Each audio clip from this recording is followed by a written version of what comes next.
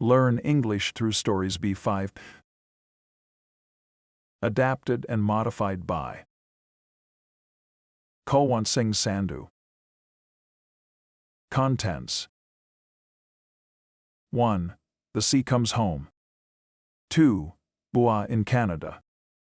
3. School fee. 4. Mobile phone. 5. Noisy neighbor and hockey stick. 1.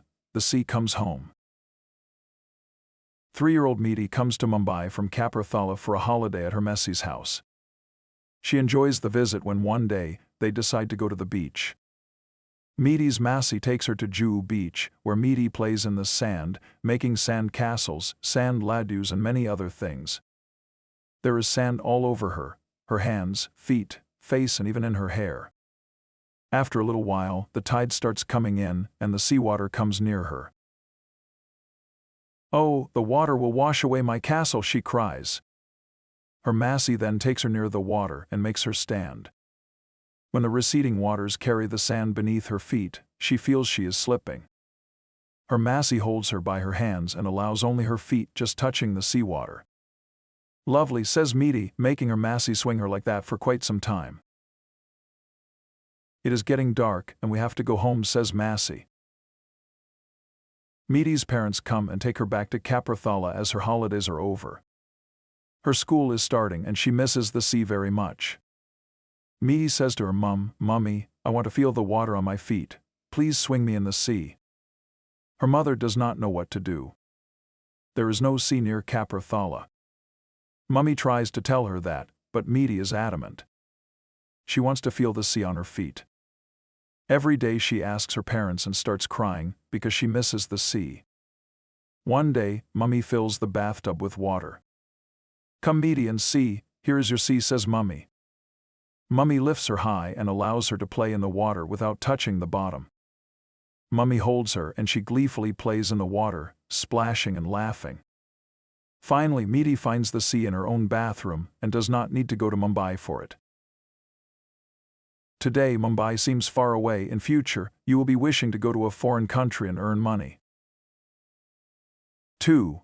Bua in Canada. Raman's Bua lives in Canada. Raman wants to go to Canada. He thinks if he goes to Canada, he will be rich. He will have a big house. He will have a big car. His uncle, Blue's husband, is in Punjab. He is staying for 3 weeks in Punjab. He is going back to Canada next week. Raman talks to his uncle. Raman wants to know many things about Canada. He asks his uncle, "What does Bua do in Canada?" Uncle says, "Your Bua works at a cafe. She cleans the tables. She takes away the dirty plates. She takes away the sauce bottles. She uses a rag to wipe the table. She does the same thing for all the tables. She sweeps the floor. She cleans the chairs. She puts the chairs on top of the tables at the end. Then she comes home. Sometimes she is very tired. She does not cook food. I prepare food. I boil some rice. I make lentil curry. Sometimes I put too much salt. Sometimes I put too much turmeric. One day I did not add enough water. The curry stuck to the pan. In the end, we had to order a pizza." Raman was not sure what to ask next. Before going to Canada, Bua was a history teacher at a school. She never cleaned the blackboard, her students did it. She kept herself very clean. She forced students to clean their chairs and desks. The students were always scared of her. She asked the students to fetch a glass of water for her. She was very bossy. Now, in Canada, she is very polite. At work, she says to her manager, "Good morning, sir. Good afternoon, sir. Good evening, sir. Thank you, sir. I am sorry, sir. Excuse me, sir. Much obliged, sir. Good day, sir." Bua's husband says, all day long at work, she says, "Sir, sir, sir." When she comes home, then she eats my sir. 3. School fee. A small boy is selling blankets from door to door. It is a very hot summer day. The sun is very cruel. The wind is hiding somewhere behind the mountains. Even if it comes, it is going to be hot. The boy thinks to himself, I must sell at least one more blanket. How will I give my school fee if I don't sell these blankets? But it is a hot afternoon. I am so hungry and thirsty. I think I must ask for some water from the next house. The boy sees a big house. He knocks at the door. An old lady, whose name is Dial Kaur, opens the door. The boy looks tired and hungry. He says, Good afternoon, grandmother. The lady speaks very politely. Good afternoon, said the lady. Do you want anything? My name is Manak Das, says the boy. I am selling these blankets, will you buy one of them? You are very small, says the lady. You should be in school, not selling things. Yes, grandmother, says the boy. I need to pay for my school fee. For this reason I go door to door selling blankets. Boy's voice is faltering. Can I get some water, please? I am very thirsty. The lady looks at him and says, Sure. Just a minute, child. She goes to the kitchen and comes back with a glass. Here you are. Here is milk. You look so weak. It appears that you haven't eaten for days. The boy takes the glass from the lady and drinks it. Thank you so much, grandmother, says the boy. Boy's voice is faltering again. You're very kind. How much do I owe you for the milk? The lady is speaking warmly. Nothing, says the lady. You owe me nothing. My mother has taught me not to accept payment for a deed of kindness, and we've got plenty of milk. We own 3 good cows. The puts the glass on the floor and asks, What does your father do? The boy replies he sells blankets, but this week he has hurt his ankle. The ankle is badly swollen. He cannot walk. We are very poor. The lady goes to the kitchen again and brings a lump of raw sugar. She says, Here is some raw sugar, eat it. I take it home, says the boy. We will use it for tea. The lady asks, Don't you miss school? I do, but, says the boy. This reminds the lady about her schooling days. She left school when she was 12. She studied up to class 5. In those days, many girls did not go to school at all. She was lucky because her dad was in the army. In the army, the promotion was only available to those who were educated. So he insisted that his children must receive education. The boy says, Goodbye, grandmother. Wait a minute, says the lady. Let me buy a blanket from you. How much does the blanket cost? The boy smiles and says, Thank you, grandmother. I will always remember this. The blanket is for 450 rupees. The lady takes the blanket and hands over a 500 rupees note to the boy and tells him to keep the change. The boy smiles and leaves the house. He is happy and feels stronger. He comes home and drinks his tea, then he starts reading a story. The Ant and the Dove. One day, an ant came to the bank of a river to drink some water. While trying to drink water from the river, she slipped and fell into the river. The force of the river was sweeping the ants away. Just then a dove spotted the struggling ant. The dove quickly plucked a leaf and threw it into the water near the struggling ant. The ant climbed onto it and floated back to the shore safely. On reaching back to the bank of the river, the ant thanked the dove for saving his life. A few days later, the ant saw a hunter aiming his gun at the dove sitting on a tree. Guessing what he was about to do, the ant quickly bit him on his heel. The hunter missed his aim. The dove noticed it and flew away quickly. The ant walked away happily as she was able to help the dove in return.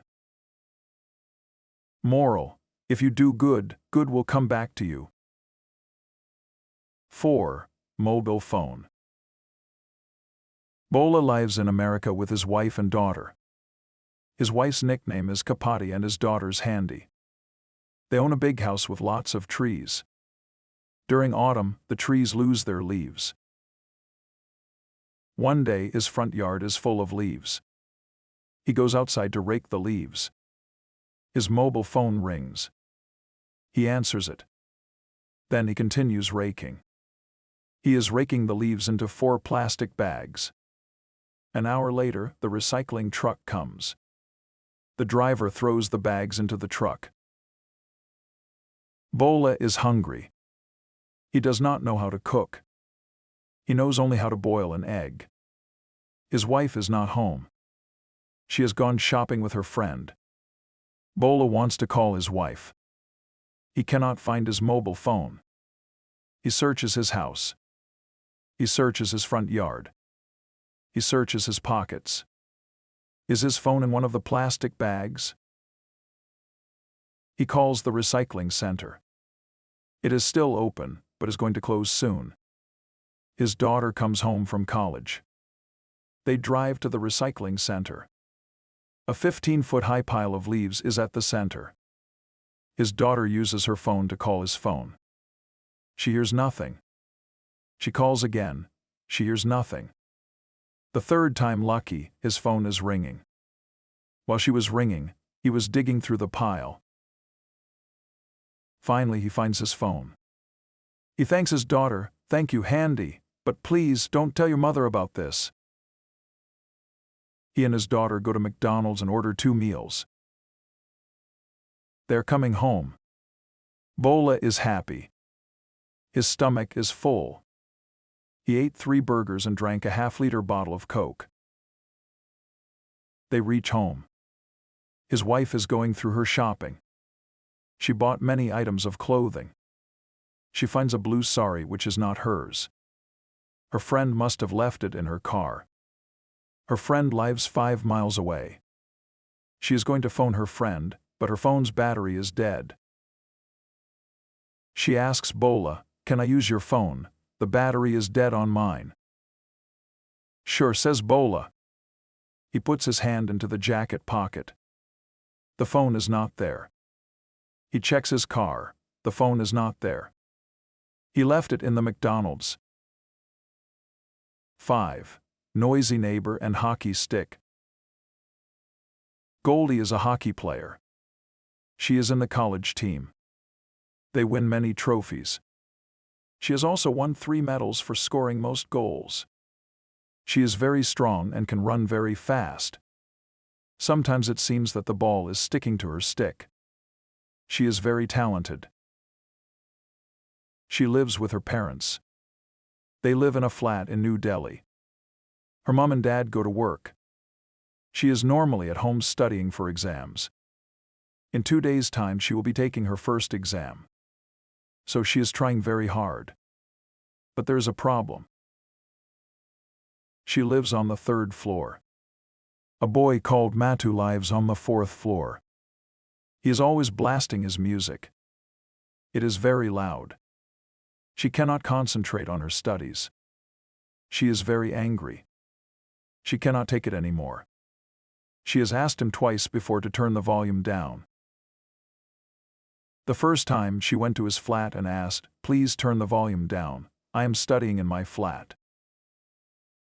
He was surprised and said, "I didn't know you can hear my music in your flat." I said, "Yes, I can. It is just like your music is in my room. I can hear everything. I can tell you which songs you are playing." He said he would keep it down. The very next day he blasted his music again. It was very loud. So she went to his flat and said, "You made a promise to turn the music down. It is very loud again." He said, "The volume was very low. He could not hear it myself." She said, "Please turn it down." He said, "I will try." So she came back to her flat. She went to her room. As soon as she opened a book, the music started. This time it was even louder than before. So, this was the 3rd time. She took her hockey stick with her and went to his flat. She knocked very loudly on his door.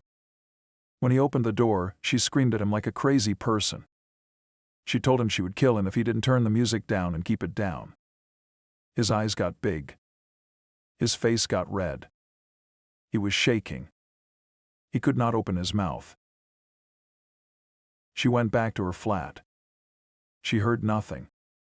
There was no sound of music. She told this story to her parents when they came back from work. Her dad said, "Goldie, you have broken your promise."